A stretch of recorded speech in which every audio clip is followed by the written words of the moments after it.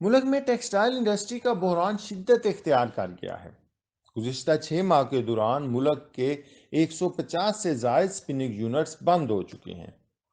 20 لاکھ سے زائد افراد بے روزگاری کا شکار ہیں اور موجودہ حکومت کے دور میں انڈسٹری کی پیداواری لاگت 100% تک بڑھ چکی ہے۔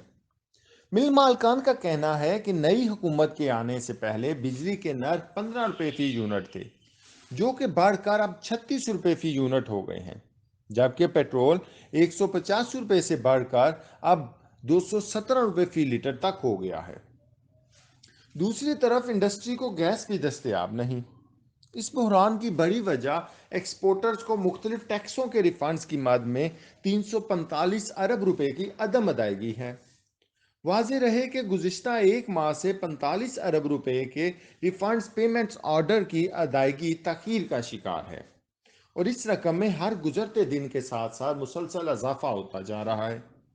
یہاں یہ امر بھی قابل ذکر ہے کہ حالیہ سیلاب کے باعث ٹیکسٹائل انڈسٹری پہلے ہی ایک تو اپنے بنیادی خام مال یعنی کپاس کی کمی کا شکار ہے، اور دوسری طرف عالمی منڈی میں جاری مندی کے باعث برآمدی آرڈرز میں کمی کے سبب مشکلات کا شکار ہے۔ ایسے میں حکومت کی طرف سے ریفنڈز کی ادائیگی میں تاخیر نے بحران کو مزید سنگین بنا دیا ہے۔ ان حالات میں ٹیکسٹائل ایکسپورٹرز کے لیے ریفنڈز کی ادائیگی میں تاخیر کے باعث پیداواری عمل جاری رکھنا انتہائی مشکل ہو چکا ہے۔ سیلز ٹیکس کے ریفنڈز کی ادائیگی میں بلا جواز اور غیر ضروری تاخیر ایک مستقل مسئلہ بنتی جا رہی ہے۔ سرمایہ کی قلت کے باعث ایکسپورٹرز کی مالی مشکلات میں اضافہ ہو رہا ہے۔ حکومت کی طرف سے زیرو ریٹنگ کی سہولت ختم کر کے 17% سیل ٹیکس کے نفاذ کے غیر دانشمندانہ فیصلے سے اربوں روپے کا سرمایہ پیداواری سرگرمیوں میں لگنے کی بجائے سیلز ٹیکس کے نظام کی نظر ہو رہا ہے۔ اس امر میں کوئی شبہ نہیں کہ عالمی منڈی میں مندی کے باعث دنیا بھر کی تجارتی سرگرمیاں متاثر ہوئی ہیں اور برآمدی آرڈرز میں بھی کافی کمی آئی ہے۔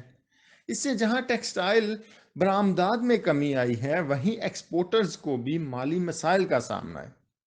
تاہم دیگر ممالک کی نسبت پاکستان کی حکومت ان غیر معمولی حالات سے نپٹنے کے لیے انڈسٹری کی مدد کی بجائے ان کی مشکلات سے بے نیاز نظر آ رہی ہے۔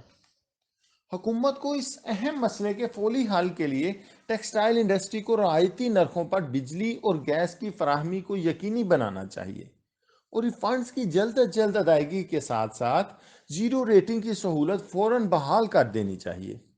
اس کے علاوہ بھارت سے کپاس کی درآمد کرنے پر عائد پابندی کو بھی ختم کرنا چاہیے، تاکہ ٹیکسٹائل انڈسٹری کو درپیش خام مال کی قلت کو تو کم از کم ختم کیا جا سکے۔